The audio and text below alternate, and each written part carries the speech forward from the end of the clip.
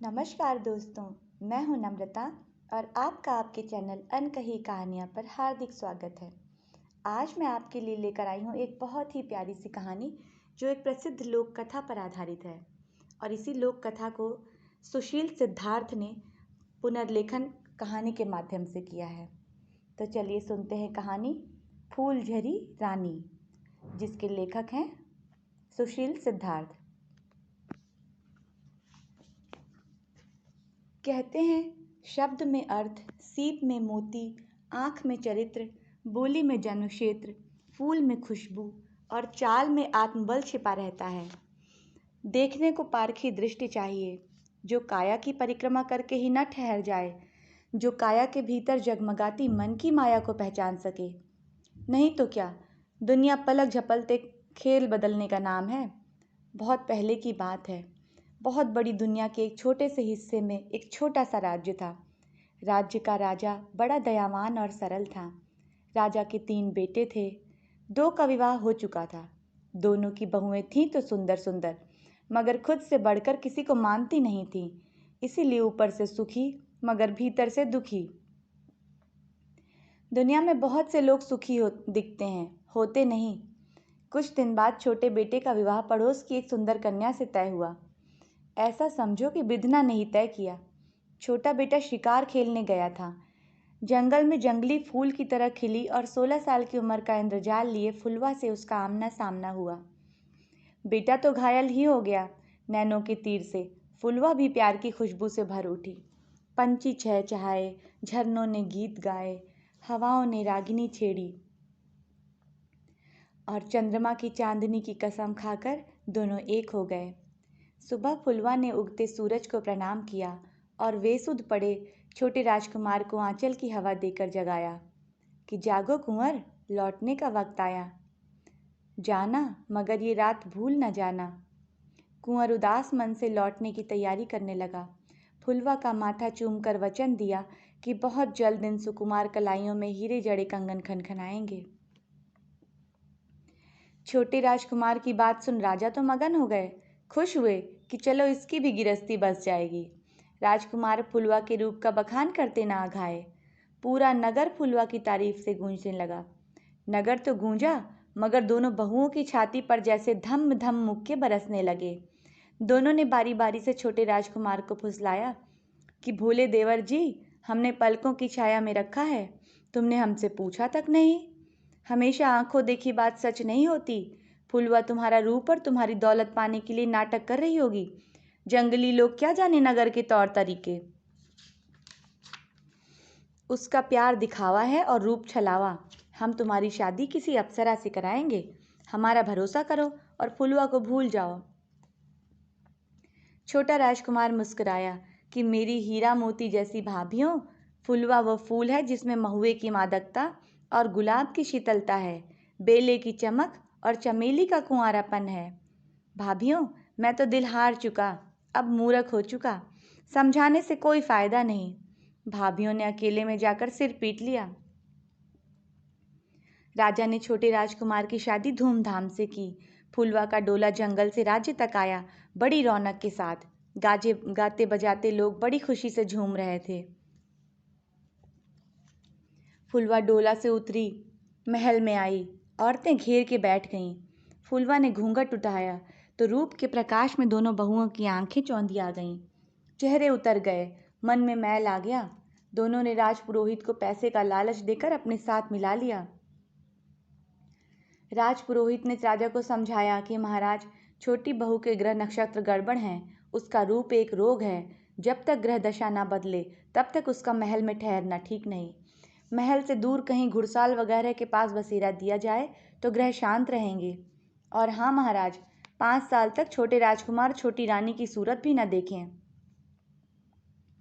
राजा पर तो जैसे पहाड़ टूट पड़ा। छोटे राजकुमार की बात ही न पूछो, उसका रो रो कर बुरा हाल।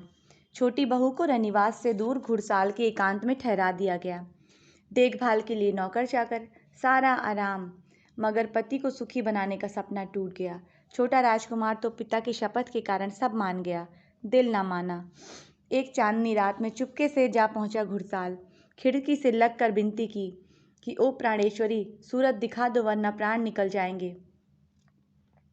रानी ने खिड़की खोली मगर चेहरा घूंघट से ढका। आंसू टप टप गिर रहे। बोली कि राजपुरोहित की बात याद कर लें, मेरे रूप के कारण आपकी उंगली भी दुखी तो मैं माहुर खा लूँगी। 5 साल की ही तो बात है, मैं भी काट लूँगी, तुम काट लो। फिर चांद खिलेगा, फिर चांदनी में हमारा प्यार महकेगा। फुलवा तुम्हारी है मगर मेरी आंखों की कसम, 5 साल तक मुझे अपनी आंखों से ना देखो। मन की आंखों से हम दोनों एक दूसरे का दीदार करते रहेंगे। अब जाओ मेरे प्रियतम। छोटा राजकुमार दिल पर पत्थर रखकर बिलखता हुआ वापस चला गया। दोनों बड़ी बहुएं ऐसी खुश जैसे स्वर्ग का राज मिल जाए। मौसम तो बदलता ही है, दिन एक से नहीं रहते, रातों का कालापन भी फीका पड़ता है। फुलवा रानी ने अपने परिश्रम से उस इलाके को राज्य का सबसे सुंदर हिस्सा बना दिया। इलाके के लोग खुश कि छोटी रानी हमारे लिए सौभाग्य का फूल बनकर आई। लोग कहते, हमारी रानी के हंसने से तो फूल झड़ते हैं, हमारी रानी फूलझड़ी रानी है। रूप और चरित्र जब मिलते हैं तब सोने में सुहागा हो जाता है। फूलझड़ी रानी जैसा रूप मानो त्रिलोक में नहीं, उसकी सुंदरता से चंद्रमा लजा जाता। शरीर मानो बिजली का फूल, खूबसूरती का झरना बहता। लोग अफसोस करते तो यही कि हे भगवान, तुम्हारी ये कैसी रीत है, जिसकी ओर पूरा राज्य ताकता है उसकी ओर से भाग्य ने मुंह फेर लिया। समय की बात, राजपुरोहित की पत्नी जाने किस काम से अपनी बेटी के साथ उधर आ निकली। मन रम गया तो वक्त का ख्याल ही नहीं रहा। शाम हो गई। छोटी रानी की व्यवस्था ऐसी थी ही कि पूरा इलाका जगमगाने लगा। चिरागों से हर घर रोशन हो गया। राजपुरोहित की पत्नी चकित कि कहीं गीत संगीत, कहीं पूजा प्रार्थना, कहीं खान पकवान, कहीं आनंद मनोरंजन। छोटी रानी खुद घूम घूम कर इलाके का हाल चाल लेती थी। उसने देखा कि एक चौराहे पर राजपुरोहित की पत्नी और बेटी सुध बुध खोए खड़ी हैं। रानी समझ गई कि ये लोग यहाँ से अपरिचित हैं, इनकी सहायता करनी चाहिए। उसने आगे बढ़कर कहा कि आप लोग हमारे मेहमान हैं, चलिए आज हमारा आतिथ्य स्वीकारिए। राजपुरोहित रानी जब घुड़साल की ओर बढ़ी तो उनको सारी बात अपने आप पता चल गई। रानी ने माँ बेटी की ऐसी खातिर की कि बस राजपुरोहितानी आशीर्वाद देते देते ना आघाती थीं।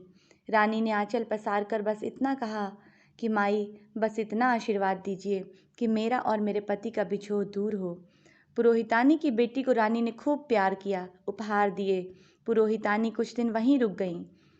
राजपुरोहित के घर पर हाहाकार मच गया। आखिर एक दिन खुद राजपुरोहित घुड़साल के इलाके में आए। उन्हें पता चला कि उनकी पत्नी और बेटी छोटे राजकुमार की रानी के यहाँ मेहमान हैं। वे उनको लेने आ पहुँचे। पुरोहितानी राजपुरोहित की कारस्तानी जानती थीं। उन्होंने अपने पति को खूब फटकारा और कहा कि जब तक छोटी रानी का वनवास दूर नहीं होता तब तक हम भी वापस नहीं आएंगे।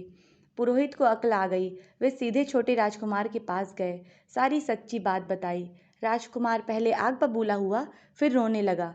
कहा, आपने कुछ रुपयों के लालच में मेरी नालायक भावजों का साथ दिया, अब आपको मैं क्या दंड दूं? राजपुरोहित ने कहा कि आप मेरे साथ चलिए, मैं महाराज से बात करूंगा, अपना अपराध कबूल करूंगा। जब महाराज को पुरोहित ने सब सच बताया तो उनका क्रोध चरम पर पहुंच गया।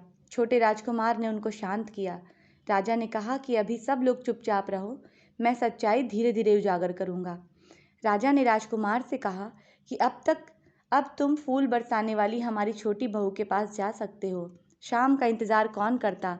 छोटा राजकुमार भरी दोपहर में घोड़ा दौड़ाता अपनी रानी के पास जा पहुंचा।